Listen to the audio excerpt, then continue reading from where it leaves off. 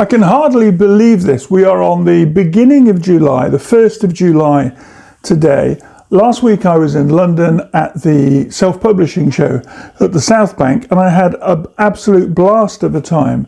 2 days of packed conference events with almost 20 speakers in terms of self-publishing, book marketing, pivoting your story type or writing across different genres, lots of information, and a really great investment in self-development and the self-publishing process. There were people there, about 600 and maybe 50 of us, from all over the world, probably 350 from the UK, a lot from Europe, and a good number, maybe 50 people, who had attended from the States to learn from all these particularly fascinating speakers and to get a lot of information together in our notebooks and the journals that we were using. This one, beautiful little A5 booklet with a very nice leatherish face from W.F. Howes Limited, part of the book distribution network, but particularly for audio books. Very, very good. And just one of the many little gift items that I picked up during the course of that 2-day event. It was really good to step away from my day-to-day work as a spare room landlord and an investor and a part-time writer, and to take that trip to London. Obviously I came over from Mexico to be at the event, and I'm here at home in Yorkshire at the moment. I've moved my desk, by the way. You can see that it's no longer in the living room downstairs. I've moved it to a different part of one of the upper floor rooms, and it's a nice place to work. I've got everything I need close to hand, but in a very big physical workspace, so that I can be as productive as I want. And coming back from the conference, I was particularly motivated to look at my journals and my monthly planning process, and to consider some of the ways that I can make this better and be more effective. One of the things I want to do is get several new books out this year, and listening to some of the speakers at the event was potentially demoralizing, but I took it as motivational. There were plenty of people there writing at least 2 books a month. I've never done that. I referenced earlier in the month of June, because we're now in July. So it was actually last month that I said I can see myself in the space of 60 days or so finishing the book that would effectively be my fastest ever process of writing and creating a book. And this is the one that I'm working on at the moment, about being a spare room landlord, i.e. I live in a house that I share with several housemates, and that book, or this particular book, is about that process. I'm on chapter 9 today, dealing with conflicts and disputes. And I've already done a lot of the particular work on the edits, and I'm doing lots of simple pages like this where I handwrite my notes. I can write very quickly with a fountain pen, working in a library or a coffee shop. That seems to be my default area of productivity now, away from the house. So in the house, I am editing, bringing my ideas to the current version of a printed out manuscript, and making those amendments very much, I feel, for the good, for the benefit of the manuscript. But what was staggering as a result of the conference was really looking at how my time invested in various activities yields such different results. And there may be some surprises for you here. Very much for me, I was intrigued to have a look at my diary. You will remember that last month, at the beginning of June, I did a summary review of what had been happening in the course of May. And that gave me a lot of data that I have been able to use for really understanding why I'm doing certain things, but looking at the results that are being achieved. For those of you who perhaps have visited or know London fairly well, there are little side streets such as Cecil Court, which has a range of bookshops and map shops selling vintage items, beautifully framed maps from Latin America that I was looking at when I was down there with my son, but also plenty of bookshops selling first editions, early bound editions, complete with jackets, lots of beautiful things. And then as we moved up Charing Cross Road, going into some of the antiquarian booksellers and the general high volume or high stock level booksellers, picking out certain Penguin books, looking at some Maigret books in the green covers that I don't have in my collection, finding lots of beautiful things, and then crossing the road and going to Foyle's bookstore on Charing Cross Road. That's such an amazing place. We spent several hours there, including having lunch up on the 5th floor cafe cum restaurant, which is a beautiful space. It has windows on two sides, and then on the streetward side is a big atrium area over the stairwells, but you can look over that and look down at all the other levels of book floor space. And we had a wonderful time at Foyle's. But when I came back to Yorkshire, I was looking in my diary yesterday, in fact, at some aspects of things, and particularly at the process that I have been going through of tracking the month of June. So let's look at the difference between last month, May, and the month that has literally just finished, which is June. Looking at the manuscript that I started on being a spare room landlord, this month you can see I did 13 and a half hours, which is a huge reduction on when I got started in the month of May, where I managed 42 hours. So 13 and a half minus 42, or versus rather 42, pretty much a third of the time writing this month. Albeit I had that week out for the self-publishing show last week, and I've had various other, not challenges, but other distractions. One of those is the amount of writing that I've done in this column, you can see, for Medium. For the Medium platform, I've written a total of 21 stories or articles. And given that those have taken me anywhere between an hour and 2 hours, but I've got an average time, I've realised, of just under an hour and a half. So those 21 stories have cost me 30 hours. My income for those 30 hours is looking at, based on what it says on the platform, is going to be about £4, or maybe slightly less than that, $4.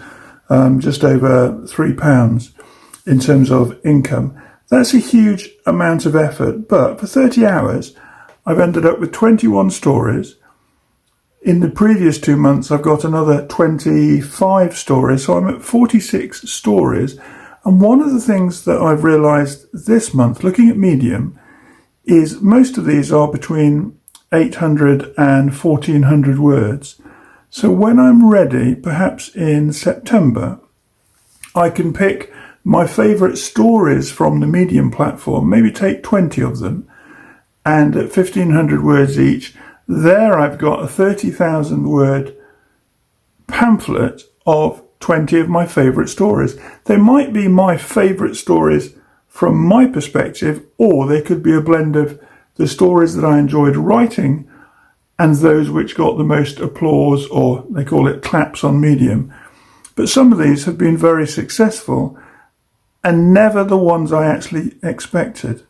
So, for example, an article on ageism and an interview process that I went through earlier in the month of June, basically in that first week, so that I wrote an article at the end of that week. That's had a very good response, but also it's my highest earning article. Things about intermittent fasting or working in the library have got very little activity and only a few pence, maybe 15 or 20 cents on each of those stories. But it's been a fascinating journey. And with those 21 stories, I'm now at 45 stories over 3 months. So that's been very interesting, because that has been the lion's share of my writing in the course of June. 21 stories and 30 hours of work compared to the 13 and a half hours that I've added to my spare room landlord manuscript that I started off using AI prompt software, and I've really enjoyed that process. In terms of income, almost 45% of my income comes from rentals, just under 40% from dividends, and two smaller amounts on content from YouTube and Skillshare and Amazon. My income is in fact, that doesn't include my Amazon income. Thank goodness, my Amazon income is greater than that. But from Skillshare and Medium, my income is £42. At the beginning of the month, I invested in what's called a mining rig. Basically, mine is a super duper masternode that generates what are called beep coins, or BPC. And what I've been doing over the last few weeks is every Friday I convert some of my earnings into Bitcoin. So my Bitcoin earnings are obviously different from this because I've been buying those for quite a long time. But this month I've earned £410 of sterling equivalent in beep coins, or BPC, and I've added those to my Bitcoin holdings. So overall, I think I'm really happy with it. It's a £2,500 a month. That's with a couple of empty bedrooms in the house, and is aside from my generic earnings elsewhere. What it has shown me is the value of some of the activity.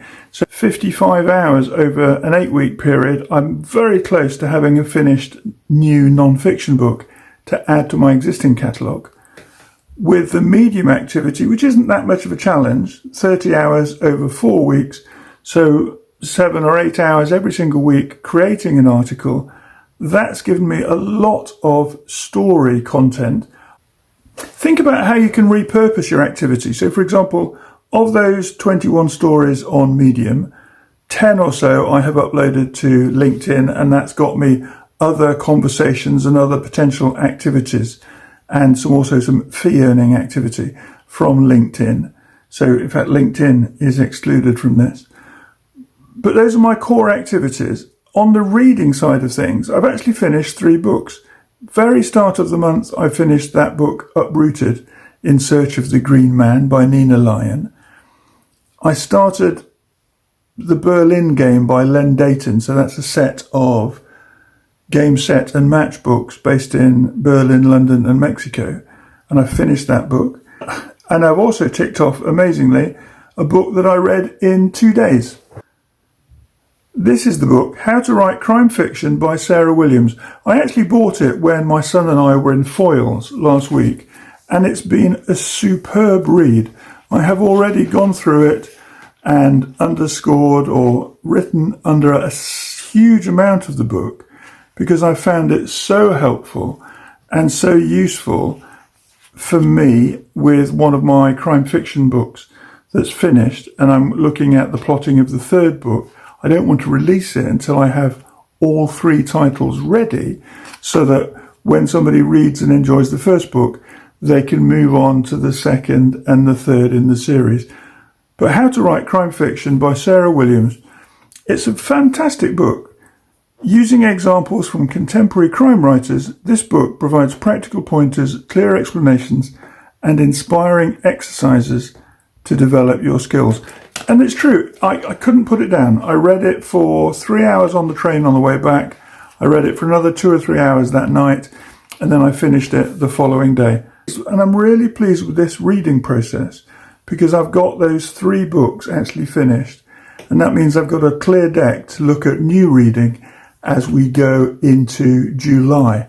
One of the books I've gone for is this one, Death Comes Knocking by Graham Bartlett. He's been an advisor to Peter James and his series of crime fiction, all based upon Brighton and that particular narrow area of the southeast coast of England. But I'm really looking forward to reading that. Very much about police procedural and Graham Bartlett's ideas on approaches to writing crime fiction. So as you set up your journal for going into July, or if you've already done that, you could add this as a recording page to look at how you can track some of the things that you're involved with. But I found it interesting to look at the breakdown of my income.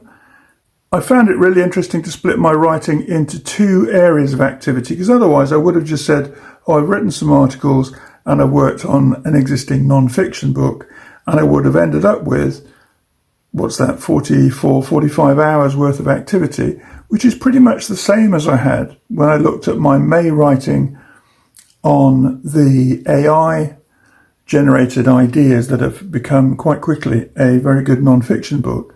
But by breaking it down into two categories, by listing the fact that I can see here my fairly regular, almost daily productivity in the creation of stories, and I can see my irregular but productive activity in bringing this spare room landlord book or this residential property book very much towards a productive close. I think I've got maybe 10 days left to finish that one by the middle of July.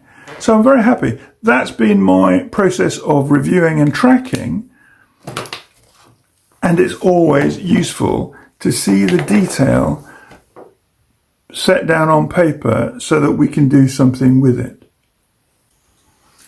I found that really fascinating. The idea that you can take your day-to-day tracking and monitoring of your activities as a writer or as an investor and look at the way that your productivity is underpinned by certain activities is really interesting. I knew that my rental income would be high. I knew that my dividend income and the income that I've made from private equity investments would be enough to live on. But the fact that my book productivity has been so high in just 45 hours of working on this new manuscript about my work as a residential landlord, that's been really exciting. One of the biggest learnings for me from going to the self-publishing show last week at London's South Bank was when Alex from K-Lytics did his presentation on the vast array of genres where the reading trends have been consistent, declining, or growing over the last 9 years of the data that he shared with us. That was absolutely fascinating. One of the most exciting things that he shared for me as a non-fiction author is that on the Kindle platform, only 1% of books are non-fiction. In fact, that was one of his questions to the audience during his sharing from the platform, that we had to guess what was the biggest genre of books being sold on Amazon, and it was actually in the UK. Cookery books were 25% by volume of book titles sold. Nobody got that right. We all thought it was perhaps romance or thrillers or historical fiction. We were all wrong in the audience. So the time is very much right for me to make that push forward into the launch and the publication of my fiction stories. That's the Nottinghamshire detective series and also the thrillers based in Latin America. So I need no excuse for driving that activity forward in a very positive way. And that's one of the reasons why I've set up my office upstairs, to give me that space so that I can get up in the morning and write. If we think back to the journal and what that showed me, have a look at your diary and see what you can see within that anchor journal to see how you are tracking the use of your time and the results you're achieving with it. Seeing those numbers and looking at the amount of time that I'm spending on writing, so an hour or an hour and a half on Medium every day, less than an hour a day on my conventional non-fiction writing, I know that in this diary, in my journal, I can absolutely make time for more writing. So I want to set a goal of 30 hours added to my book manuscripts as I move through the month of July. Have a think about your diary. What is it that you might need to add or change or to approach from a different angle in order to enhance your productivity with your writing, so you can actually say to yourself that July was a critical point in the year for adapting your diary and your use of time invested into your writing career and your writing output, so that you can look back on that in 3 or 4 months' time in the autumn and say, I made a decision and I've done things differently to achieve better results.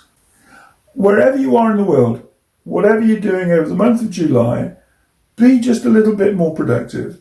See how you can be more focused in getting regular writing time into your diary, into the tracking of what you do, and of course enjoy yourself.